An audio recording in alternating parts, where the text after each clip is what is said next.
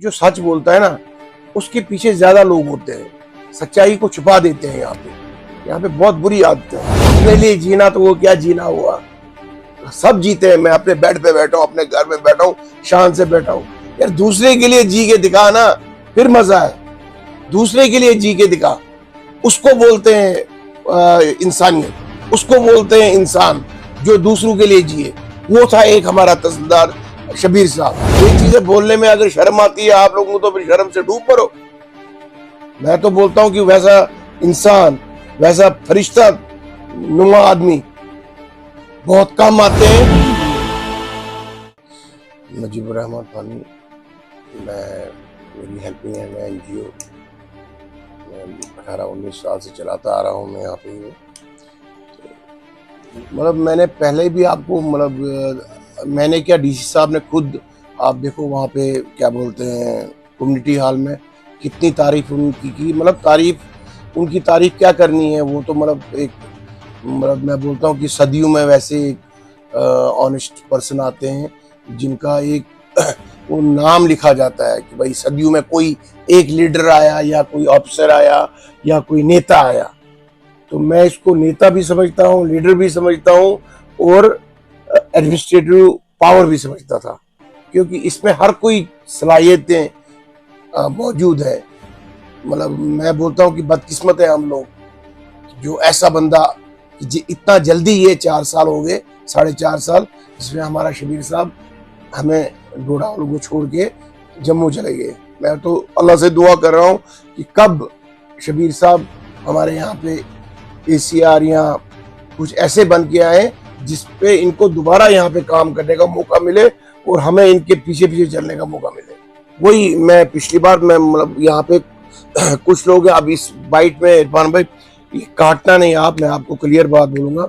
यहाँ पे जो सच बोलता है ना, उसके पीछे ज्यादा लोग होते हैं, सच्चाई को छुपा देते हैं। यहाँ पे बहुत बुरी आदत है। लेकिन डोडा के लोग बहुत अच्छे भी हैं जो चाहते हैं कि सच्चाई आए भी। कुछ ऐसे अनासर हैं जिनको लोगों का अच्छा तो लगता ही नहीं है, तो वो खुद के लिए भी मुझे लगता है कि वो जीते क्यों है। अगर अपने लिए जीना तो वो क्या जीना हुआ, सब जीते हैं। मैं अपने बेड पे बैठा हूँ, अपने घर में बैठा हूँ, शान से बैठा हूँ। यार दूसरे के लिए जी के दिखा ना, फिर मजा है।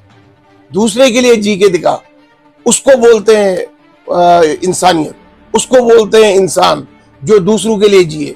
वो था एक हमारा तहसीलदार शबीर साहब जो रात के 2 बजे बस स्टैंड में कोविड में मैंने खुद देखा है आटा उतारते हुए। मैंने खुद देखा है म्यूनिसिपैलिटी में जब वो ये सैनिटाइजर आए थे, खुद उतारते हुए। उसके साथ चपरासी नहीं थे, खुद उतारता था। ये नहीं बोलता था आदमी कि यार ये तहसीलदार है कि कोई चपरासी है, कौन है। हाँ, हम तो हाथ भी नहीं लगाते। हमारे साथ जब तक नहीं 4 बंदे पीछे पीछे हो काम करने वाले, तब तक हम उतरते नहीं है नीचे। वो एज ए तहसीलदार काम करता था और रात के 10-10 बजे 11-11 बजे वो मजदूरों की तरह बस स्टैंड पे होता था। तो फिर ये चीजें बोलने में अगर शर्म आती है आप लोगों को तो फिर शर्म से डूब पड़ो। मैं तो बोलता हूँ कि वैसा इंसान, वैसा फरिश्ता नुमा आदमी बहुत कम आते हैं।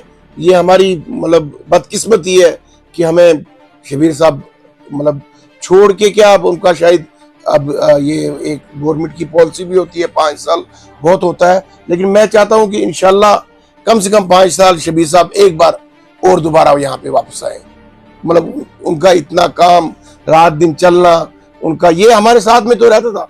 ये साथ में एक ये क्वार्टर छोड़ के दूसरा एक ACR के साहब का है, दूसरा तहसीलदार साहब का है। लेकिन हर कोई तहसीलदार साहब को जानता था। डोडा में बच्चा इनको जानता था। जितने भी यहाँ के लोकल्स हैं, सब शाम को तहसीलदार साहब के पास होते हैं। कौन जाता है यहाँ पे? किसी के पास कोई नहीं जाता है। हर किसी का अपना अपना टाइम ही नहीं है किसी को। हर कोई अपने टाइम में बिजी है, कोई कुछ कर रहा है, कोई कुछ कर रहा है, कोई बिजनेस कर रहा है, हर किसी में ये। लेकिन तहसीलदार साहब को सलाम करने शाम को हर रोज हर कोई बंदा जाता ही जाता था। ये बहुत बड़ी कमी हमें डोडा वालों को हुई और ये मुझे लगता है अभी हो रही है। अभी जो हमें यहाँ पे पुरडोडा में एक हादसा हुआ, उसमें हमने देखने को मिला कि कितनी बड़ी कमी हुई है, आप सोच ही नहीं सकते हो। वहां पे हमें पता चला कि हम तो यार खत्म है। इसका मतलब हमारा शबीर साहब ही सब कुछ करता था, वहां तो बोलने वाला ही कोई नहीं था। वहां पे हमें पता चला कि कितनी बड़ी पावर थी और कितना बड़ा उसमें हुस्न सलूक था, जिसने डोडा को एक पावर बना के रखा था। लेकिन अभी इस वक्त थोड़ा हमें बहुत पीछे, समझो आधा डोडा हो गया है।